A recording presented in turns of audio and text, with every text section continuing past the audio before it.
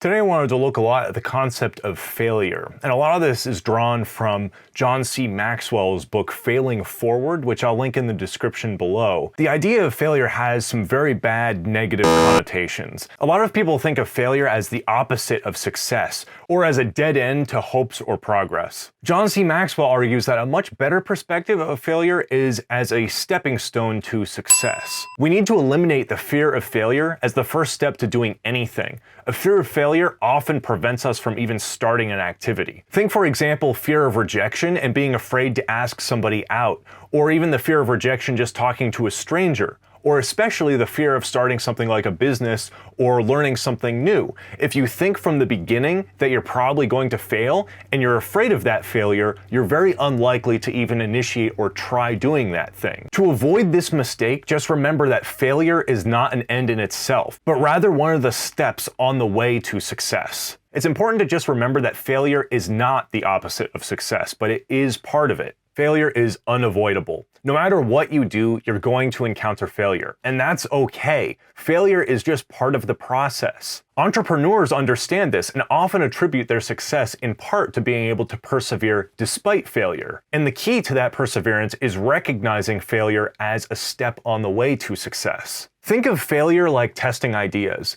In software development, for instance, testing is recognized as a crucial part of the development process where defects are identified and resolved. Finding defects and resolving them is recognized as a necessary step in the process of good software development and delivering a good end result.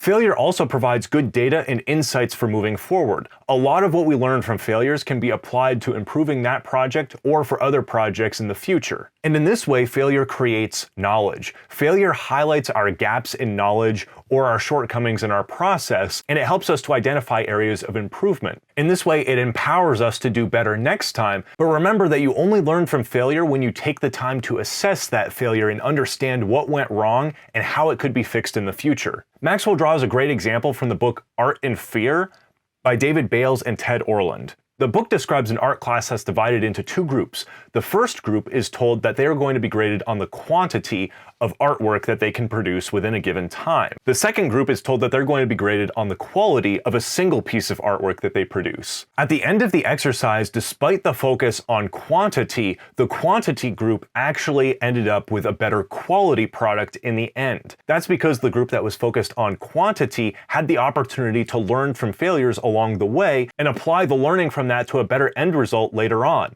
The group that was focused strictly on the quality didn't have the opportunity to learn from failures along the way, and they never progressed as far as the quantity group. Being open to failure allows you to learn a lot faster through trial and error and gives you more opportunity for improvement along the way. Failure can also create great opportunities if we're open to seeing those and taking advantage of the opportunity that's created. This sometimes comes in the form of ideas that hadn't been considered before. Many great inventions came from failed first applications. One example mentioned by Maxwell is Thomas Edison's failed telegraph machine, which led to the development of audio recording. Another example that Maxwell uses is the story of Bernie Marcus, who founded Home Depot after he was fired from Handy Dan. He chose to use that as an opportunity to create his own business, even though he just had the setback of being fired from a very similar business. It's important to approach failure with the right mindset. You need to be open to seeing opportunities and taking advantage of those opportunities, even if they might come in the form of a setback. A lot of times, failure that we experience is completely out of our control, but our response to it is fully within our control. Another example that Maxwell uses is one of his friends who lost his store to a flood when flood insurance happened to be the only insurance protection that he didn't have. He could have seen that setback as ending his career and just closed up his store forever at that point in time,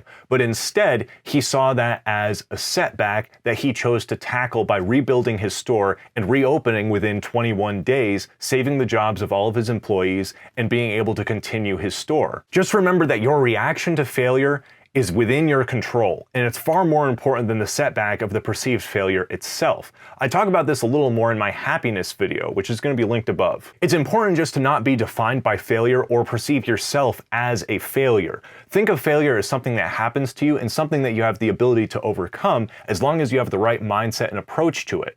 If you enjoyed this video, check out some others on my channel and have fun.